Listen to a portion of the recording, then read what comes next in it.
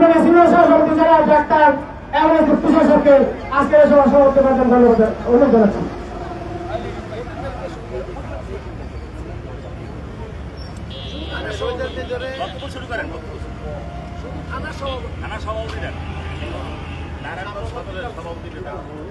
আমাদের মাঝে উপস্থিত রয়েছেন বিশেষ অতিথি হিসাবে আমাদের কেন্দ্র শাসকের অন্যতম যুগ্ম আহ্বায়ক জনাব শাহ মোহাম্মদ বিলাল হোসেন ভাই।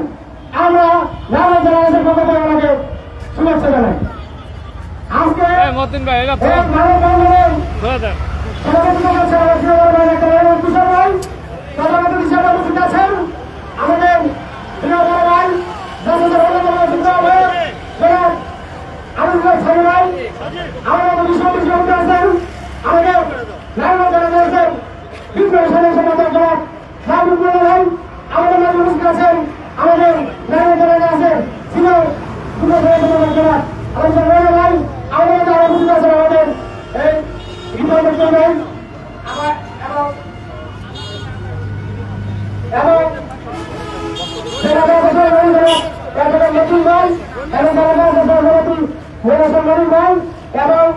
এবং আরেকটা সরকারি জনাব নতুন মাসুম ভাই।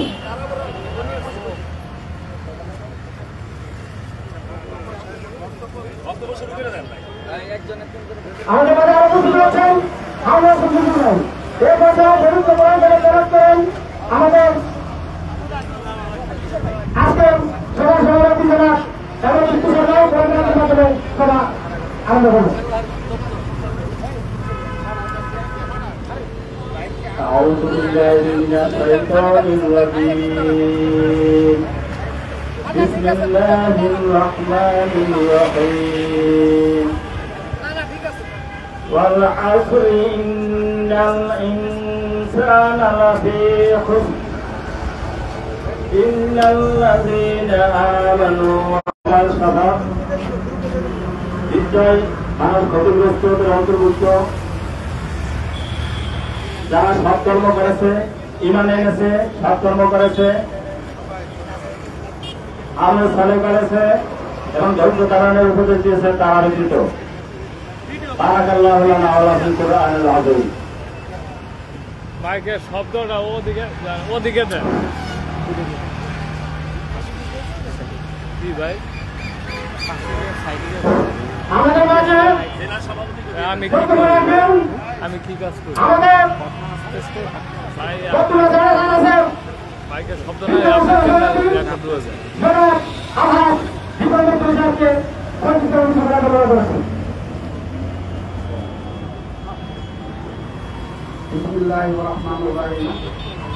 আজকে আমরা আমাদের জেলার মানববন্ধন কর্তৃপক্ষ থেকে আমাদের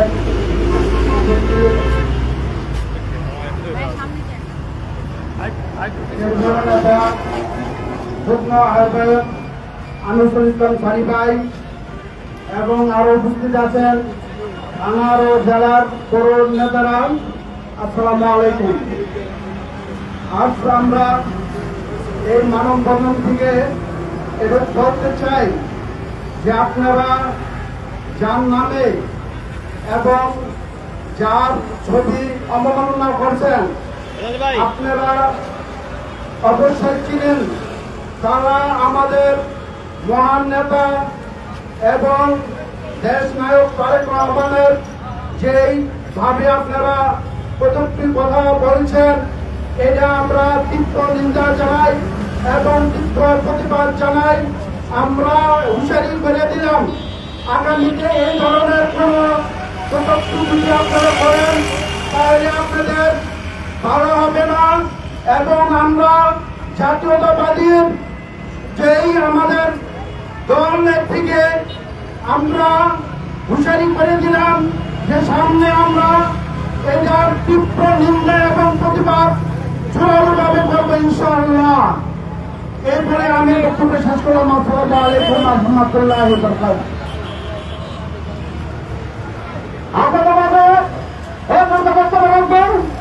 আমাদের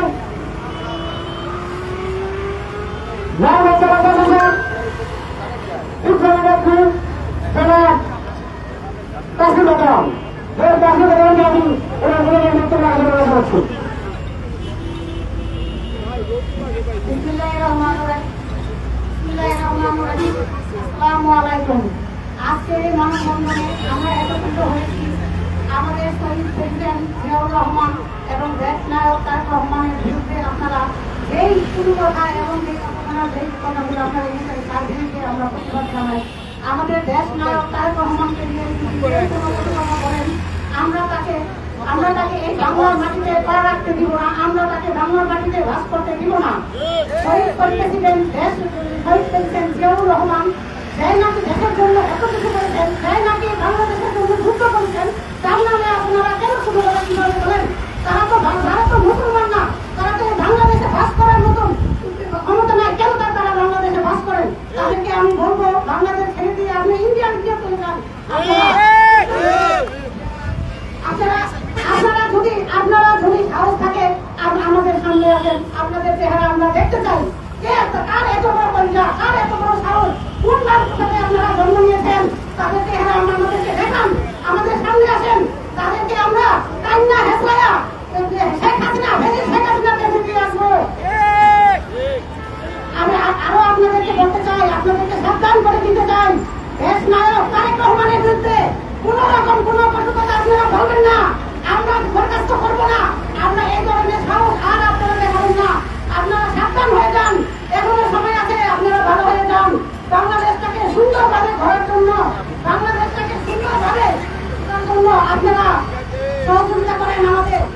আপনারা যদি সহযোগিতা নাই করেন ভাই, আল্লাহর হস্তে আপনারা বাংলাদেশ ছেড়ে চলে যান।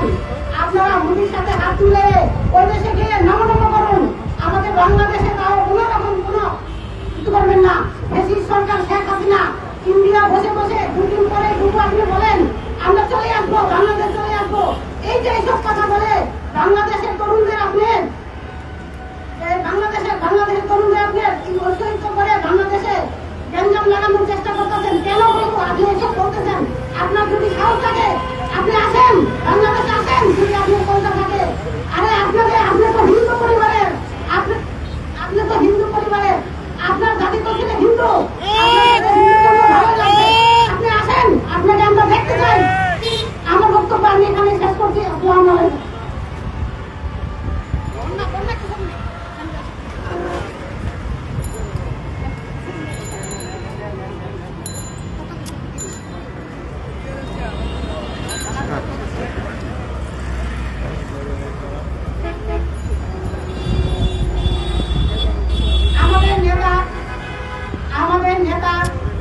আমাদের নেতা আমির সানি ভাই নারায়ণগঞ্জের কৃষি সন্তান, তার নেতৃত্বে আমরা এখানে আজকে মানববন্ধন করতে দাঁড়িয়েছি। তার মতো সচ্ছল এবং নেতাও হয় না, কোন দলই ভাই আজ পর্যন্ত দেখি নাই 500 থেকে 600 মহিলা চলে আসে। সানি ভাই নেতৃত্বে হাজার হাজার মহিলা চলে আসে। ওই ফিলিপিনের নেতা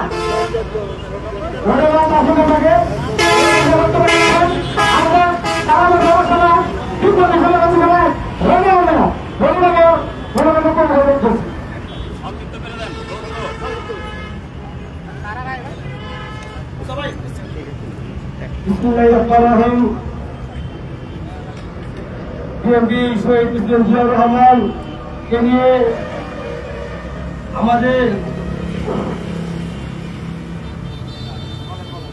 যে অপমানিত সৃষ্টি হচ্ছেন, ডক্টর তারেক রহমানকে নিয়ে যে কটূক্তি কথা বক্তব্য করেছেন, তার